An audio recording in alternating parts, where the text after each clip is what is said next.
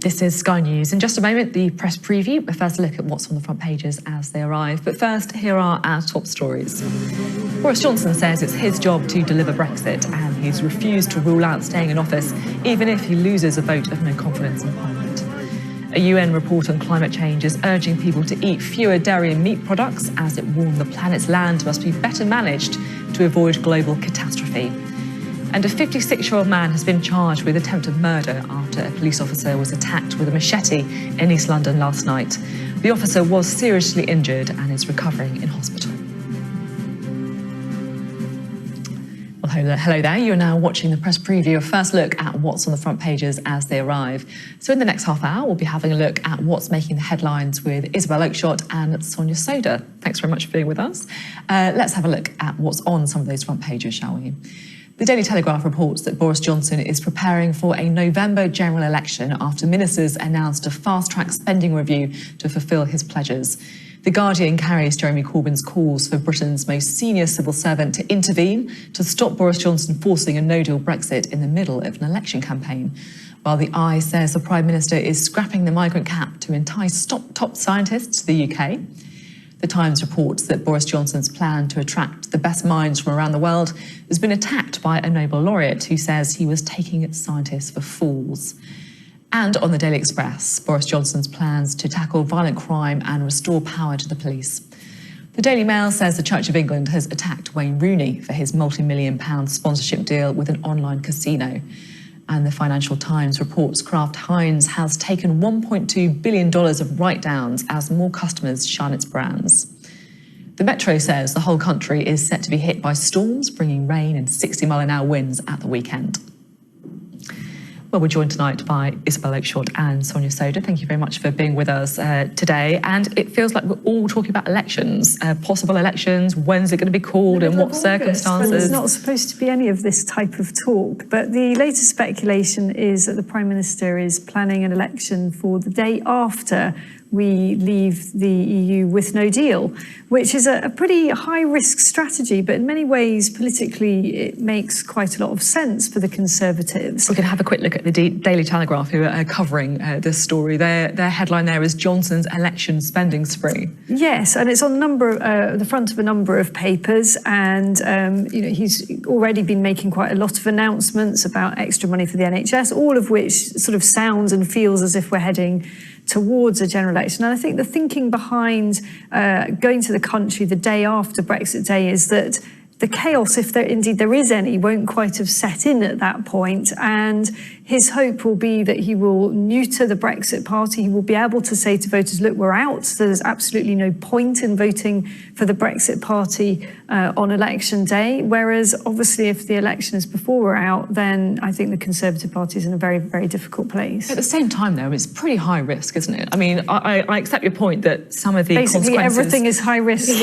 But at the same time, it could be a day when the pound is falling if we have left with no deal, or there could be queues at the ports. I think that's right. And I think the other sort of risky element of the strategy is that Boris Johnson and his aide Dominic Cummings has clearly sort of looked at this and thought that the best route to a Conservative majority in Parliament would be straight after Brexit has happened, billing themselves as a party that's delivered Brexit. But that is a big gamble because there are also a lot of Conservative Liberal Democrat marginal seats. And as we saw with the Brecon and Radnorshire by-election, was it last week or the week before, but very recently, if you see the Conservatives losing, say, 30 seats to the Liberal Democrats in Scotland and in England, that means that they've got to win at least 30 seats, a few more really if they want a majority, from Labour in sort of the Midlands and the North. They're really targeting Leave supporting areas. And that's a challenge, actually. And it's by no means clear that even if Boris Johnson did go for an election straight after Brexit happened, even if, there weren't big things happening on that first day, like the pound falling dramatically, it's by no means guaranteed that he would win that election or win a majority. There's a huge amount of uncertainty here. So I think Boris Johnson may think it's his best bet, but it's still, as we've both said, incredibly high risk. It certainly seems like he's gearing up for it, doesn't it? And we've seen the Daily Telegraph looking at the Eye as well. it feels like there's policies almost on a daily basis here. This is one that he's announced today. Prime Minister scraps the migrant cap to lure top scientists. Yeah, and this is quite interesting because, sort of wrongly, actually, Boris tends to be associated, because he was on the Brexit side of the argument, he tends to be associated with quite conservative immigration policies. In fact, Boris had an amnesty for illegal immigrants as when he was a mayor of London. And this eye-catching pledge is all about trying to attract the brightest and best to the UK. It hasn't gone down universally well. It appears that some scientists have already criticised it, saying, don't you know that your whole Brexit strategy is going to damage science per se? This is the front page of the Times, isn't it, that you're referring to here? We can have a quick look.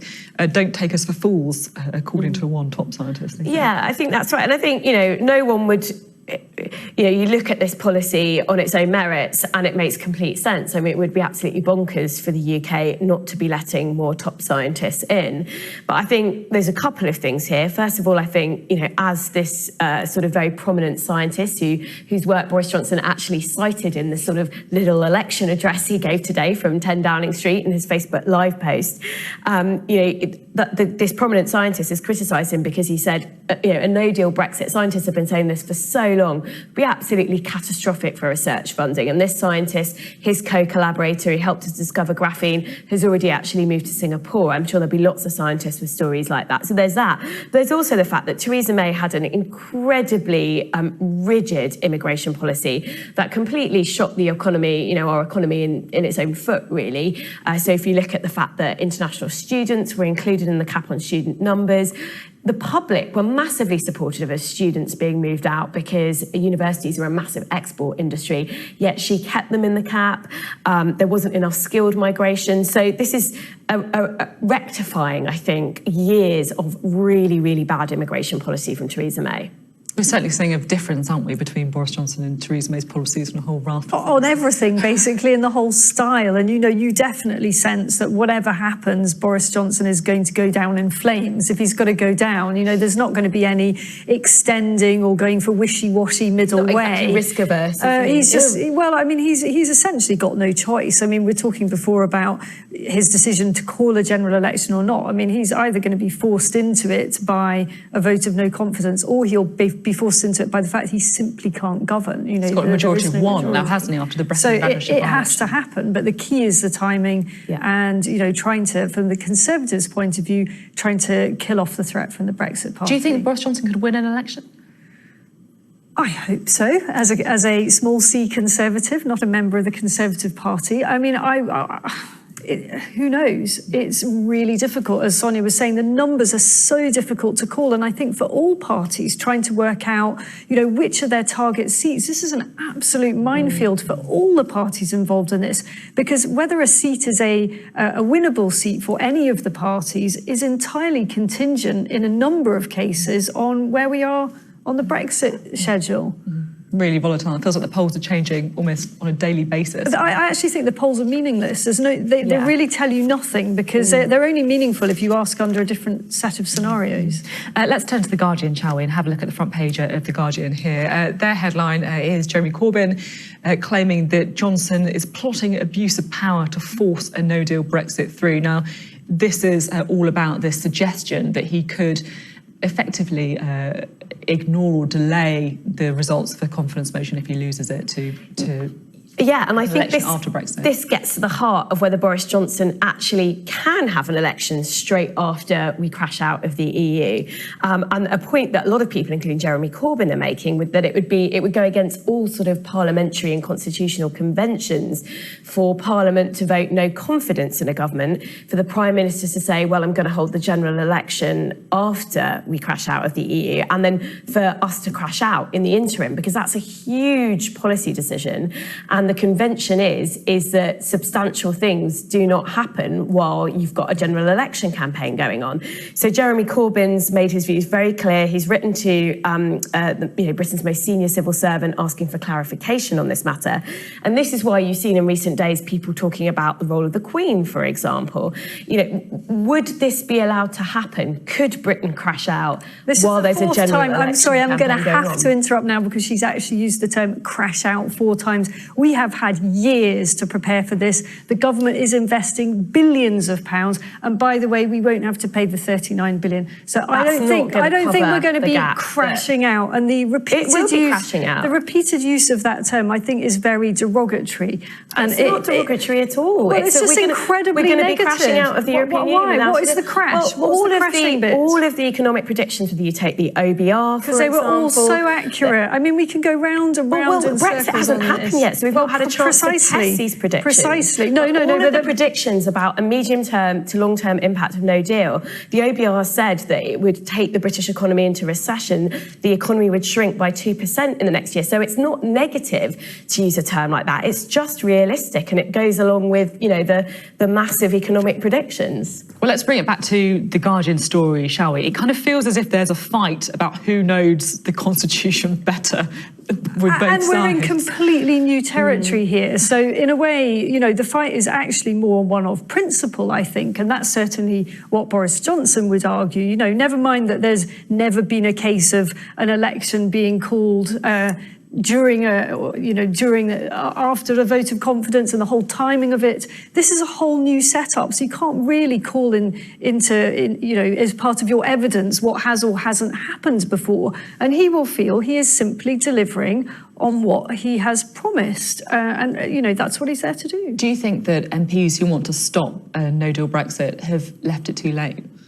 I think they've left it incredibly late, but I also think that voting against a government of which you're part of the governing party is such a big deal. You can sort of see why Conservative moderates are leaving it as late in the day as possible, because they're kind of hoping that something will change. I think there are still actions that Parliament could take to stop Britain crashing out. But I think, using that's that word really again, to stop them leaving, though, because we're not going to get a better deal. So what you're really saying is Parliament should keep trying to stop us leaving. But nobody voted to leave the European Union without a deal. In fact, during the 2016 referendum campaign, people were not presented with that as a proposal. But I think the real question is, will Parliament take the action that's required to stop it? I think that's still up in the air, actually. I think it would be incredibly unprecedented action by Conservative moderates. There are real questions about if you run a vote of no confidence in the government and they join the vote of no confidence, is that instilling Jeremy Corbyn as a Prime Minister temporarily? Do you have a government of national unity?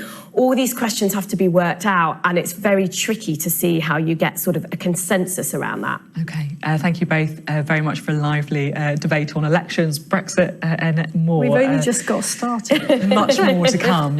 Coming up, it may be bringing in the crowds, but is this Stairway to Heaven making a mockery of the church?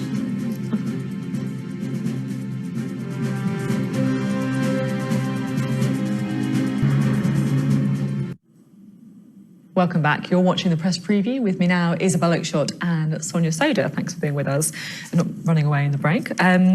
Let's have a look at a story in the Mail now, shall we? We can have a quick look at this story here. It's talking about cannabis use, medical cannabis, and whether or not it should be extended or whether there needs to be more evidence to prove it works. What's your take on this?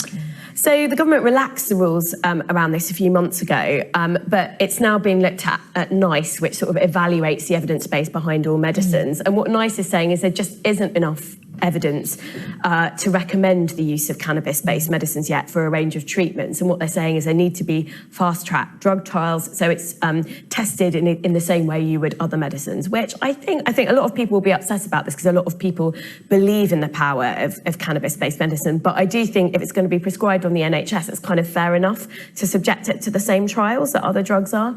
Yeah, I think that's right. I mean, NICE is sort of quite universally respected. It's seen as all over the world, actually, as a kind of model of how you assess whether medicines are providing good value for money, whether the NHS should be providing them.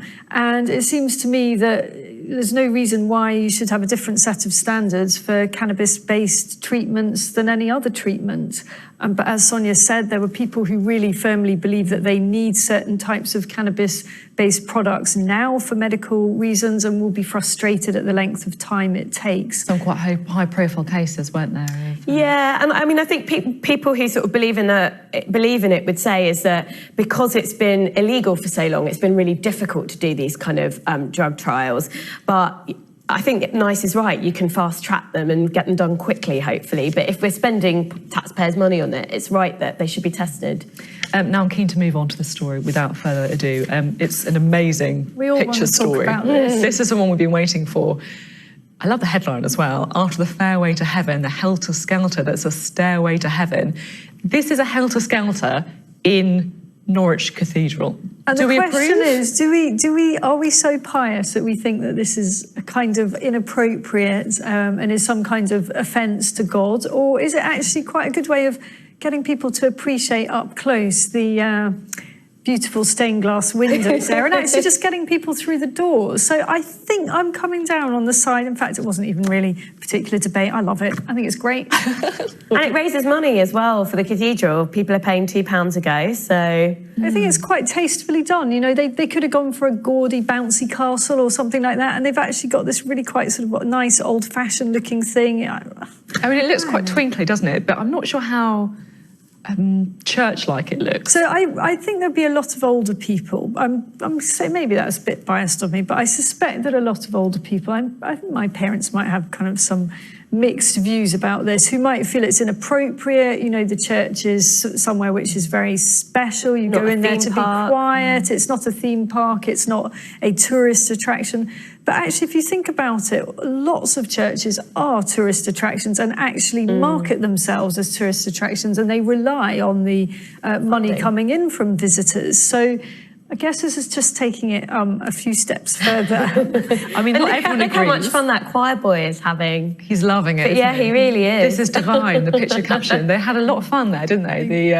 The sub-editors. And I think what's interesting is that the canon of the cathedral said that the idea came to him when he was visiting the Sistine Chapel in Rome. I mean, I'm not sure there are any helter-skelters in those frescoes, but he said he wanted to do this as part of helping people appreciate the wonderful architecture and churches do have to be more imaginative. You know, it's every church is facing a challenge of getting people through the doors, and they need to be a bit little less high and mighty. But at the same time, though, I mean, is this the kind of thing that would help people to go to church for religious reasons, or will people just go, pay £2 and then never go again? Is that the risk? I mean, I'm sure some people will do that, but maybe, I mean, I don't know. I'm not particularly religious myself, so I'd be one of those who kind of went in and like had a ride down the helter skelter and thought this is a nice cathedral. But you know, you never know. Maybe some people walking in will have a conversation with somebody who volunteers at the church. And I think all churches wrestle with this. You know, churches make a lot of effort to have family services, and frankly, there are